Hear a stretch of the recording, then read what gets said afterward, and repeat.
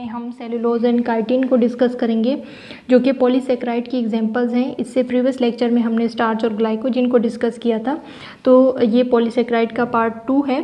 Cellulose जो है वो मोस्ट अबंडेंट कार्बोहाइड्रेट्स हैं। इस दुनिया में पाए जाने वाला सबसे ज़्यादा कार्बोहाइड्रेट जो है वो सेलुलोज ही होते हैं।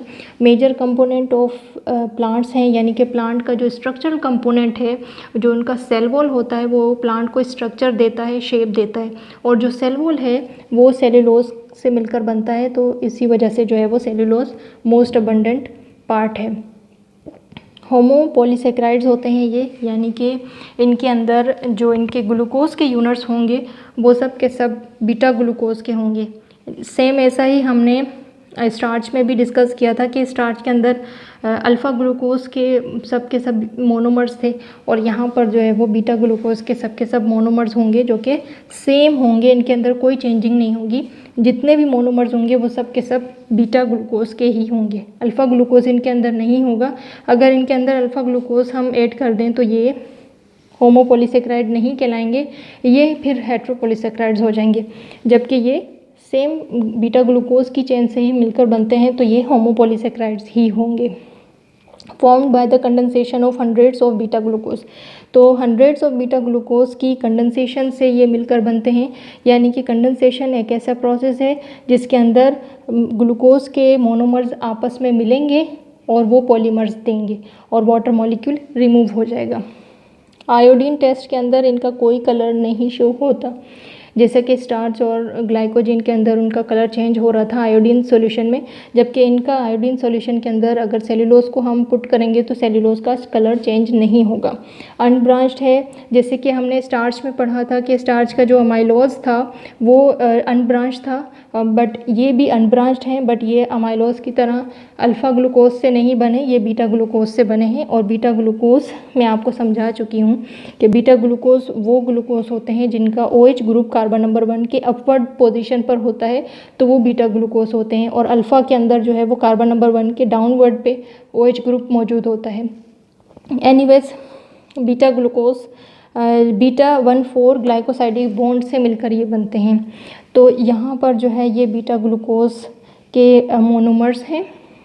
सेम यहाँ पर जस्ट इतना डिफरेंट होगा कि एक ग्लूकोज का जो मोनोमर होगा, एक ग्लूकोज का जो यूनिट होगा वो इस तरह होगा, और दूसरा जो है वो इससे इन्वर्टेड होगा, फिर एक इन्वर्टेड होगा इससे, फिर वो अगला जो होगा वो उससे इन्वर्टेड होगा। तो एक दूसरे से ये इन्वर्टेड होते हैं। बीटा ग्लूकोज के जो मोनोमर्स होते हैं वो इन्वर्टेड होते हैं एक दूसरे से। आप लोगों को जस्ट इतना याद रखना है। और यहाँ पर जो ग्लाइकोसाइडिक बॉन्ड बनेगा वो किस तरह बनेगा, यहाँ पर अगर कार्बन नंबर 1 से मैं H रिमूव कर दूँ और यहाँ पर कार्बन नंबर 4 से OH मॉलिक्यूल रिमूव कर दूँ तो सिर्फ O बच जाएगा। तो ये जो बॉन्ड बनेगा वो ग्लाइकोसाइडिक बॉन्ड बनेगा, और जो H और OH रिमूव हो गया था तो वो वाटर मॉलिक्यूल बनकर रिमूव हो जाएगा। और कंडेंसेशन के प्रोसेस में यही होता है कि जब वाटर मॉलिक्यूल रिमूव हो जाता है और दो मोनोमर्स, दो से ज़्यादा यानी कि हंड्रेड्स मोनोमर्स आपस में मिलेंगे तो सेलुलोज का जो है वो हमें पॉलीसेकेराइड मिल जाएगा। सेम इसी तरह यहाँ पर भी कार्बन नंबर 1 का H रिमूव हो जाएगा और कार्बन नंबर 4 से OH रिमूव होकर वाटर मॉलिक्यूल बन जाएगा, और जो बॉन्ड बनेगा यहाँ पर ग्लाइकोसाइडिक बॉन्ड बनेगा। और ये OH और H जो है वो कार्बन नंबर 1 और 4 से रिमूव हुआ है, इसलिए जो है वो हम इस बॉन्ड को जो नाम देंगे वो बीटा 1,4 ग्लाइकोसाइडिक बॉन्ड देंगे। बीटा इसलिए देंगे क्योंकि ये ग्लूकोज जो है वो बीटा ग्लूकोज है, और 1,4 इसलिए देंगे क्योंकि कार्बन नंबर 1 और 4 से H और OH रिमूव हुआ है, इसलिए 1,4, और जो बॉन्ड बना है वो ग्लाइकोसाइडिक बॉन्ड होगा। तो बीटा 1,4 ग्लाइकोसाइडिक बॉन्ड इसे हम कहेंगे। Chitin second most abundant carbohydrate on earth है, यानी कि सेलुलोज के बाद सबसे ज़्यादा पाए जाने वाला कार्बोहाइड्रेट जो है वो काइटिन है। होमोपॉलीसेकेराइड्स हैं, ये मैं बता चुकी हूँ।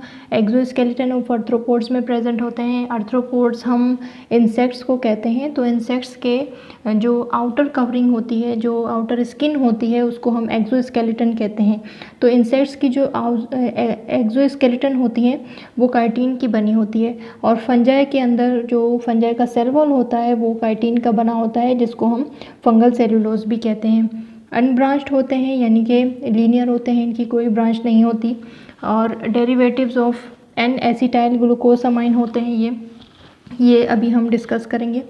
बॉन्ड बिटवीन मोनोमर्स, इनके जो मोनोमर्स हैं, ये जो बीटा ग्लूकोज हैं इनको हम मोनोमर्स कह रहे हैं। इनके जो मोनोमर्स हैं वो बीटा 1,4 ग्लाइकोसाइडिक लिंकेज देंगे। सेम सेलुलोज की तरह इनके अंदर भी बीटा 1,4 ग्लाइकोसाइडिक बॉन्ड ही बनेंगे। और ये एन एसिटाइल ग्लूकोसामाइन के लिए हमें सबसे पहले प्राइमरी अमाइन का होना ज़रूरी है। ये प्राइमरी अमाइन का स्ट्रक्चर है।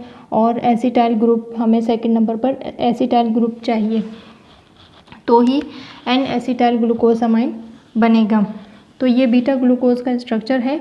तो याद रहे कि कार्बन नंबर 2 पर जो OH ग्रुप होता है बीटा ग्लूकोज के अंदर, ये OH जो है वो अमाइन ग्रुप, ये अमाइन ग्रुप है, ठीक है। अमाइन ग्रुप का एक H जो है वो इस OH के साथ रिएक्ट करके वाटर मॉलिक्यूल बन जाएंगे और ये रिलीज़ हो जाएंगे, रिमूव हो जाएंगे। तो जो NH रह जाएगा पीछे, NH2 था, एक H जो है वो OH के साथ रिएक्ट करके वाटर बन गया, बाकी N और H जो है वो यहाँ पर अटैच हो जाएगा कार्बन नंबर 2 के साथ, और NH के साथ जो है वो अल्काइल ग्रुप आकर अटैच हो जाएगा, तो बन जाएगा glucose, N acetyl glucose amine बन जाएगा। तो सेम, अच्छा, फिर बीटा ग्लूकोज ग्लाइकोसाइडिक बॉन्ड बनेगा। सेम जैसे सेल्यूलोज में मैंने आपको समझाया है कि कार्बन नंबर 1 के OH ग्रुप रिमूव होगा और कार्बन नंबर 4 का कार्बन नंबर 1 का H रिमूव होगा और कार्बन नंबर 4 का OH रिमूव होगा, तो ये ऑक्सीजन रह जाएगा। तो ये जो बॉन्ड बनेगा कार्बन नंबर 1 और 4 के दरमियान, तो वो जो बॉन्ड होगा वो ग्लाइकोसाइडिक बॉन्ड बनेगा, यानी कि 1,4 ग्लाइकोसाइडिक बॉन्ड बन जाएगा। और जो H और OH था वो वाटर मॉलिक्यूल बनकर रिमूव हो जाएगा, क्योंकि ये कंडेंसेशन हो रही है। तो इस तरह से हंड्रेड्स ऑफ बीटा ग्लूकोज आपस में मिलेंगे कंडेंसेशन के प्रोसेस से और वाटर मॉलिक्यूल रिमूव हो जाएगा। ग्लूकोज, बीटा ग्लूकोज के छोटे छोटे यूनिट्स आपस में मिल जाएंगे और एक काइटिन का स्ट्रक्चर देंगे। और ग्लूकोज के स्ट्रक्चर के अंदर कार्बन नंबर 2 पर जो है वो एन एसिटाइल ग्रुप अटैच हो जाएगा, जिसकी वजह से हम इनको एन एसिटाइल ग्लूकोज अमाइन कहेंगे, और या फिर बीटा 1,4 ग्लाइकोसाइडिक लिंकेज इसके अंदर होगा। तो ये सेलुलोज के अंदर, जैसे मैंने आपको बताया कि ये एक दूसरे से इन्वर्टेड होते हैं, एक दूसरे से ऑपोजिट इनकी स्ट्रक्चर्स होते हैं। एक सीधा होता है और दूसरा जो है वो नीचे की तरफ होता है। एक फिर ऊपर की तरफ होगा स्ट्रक्चर, फिर नीचे की तरफ। ये ग्रुप है CH2OH एसिटाइल ग्रुप जो है वो यहाँ पर डाउनवर्ड है, यहाँ पर अपवर्ड है। तो सेम इसी तरह जो है यहाँ पर भी H रिमूव होगा और यहाँ पर कार्बन नंबर 4 से OH रिमूव होकर जो बॉन्ड बन जाएगा वो ग्लाइकोसाइडिक बॉन्ड बन जाएगा। और ये कार्बन नंबर 1 है और ये कार्बन नंबर 2।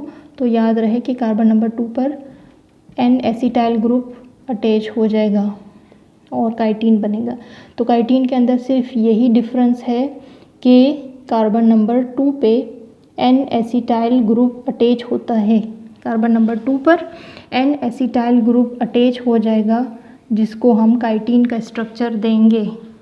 होपफुली कि आपको ये लेक्चर समझ में आ गया होगा। और अगर इस लेक्चर के हवाले से कोई क्वेश्चन है तो आप कमेंट सेक्शन में कर सकते हैं। मेरे वीडियोस को लाइक कर दीजिए, अगर समझ में आ गया है तो सब्सक्राइब कर दीजिए मेरे चैनल को। Thank you so much for watching. अल्लाह हाफिज़।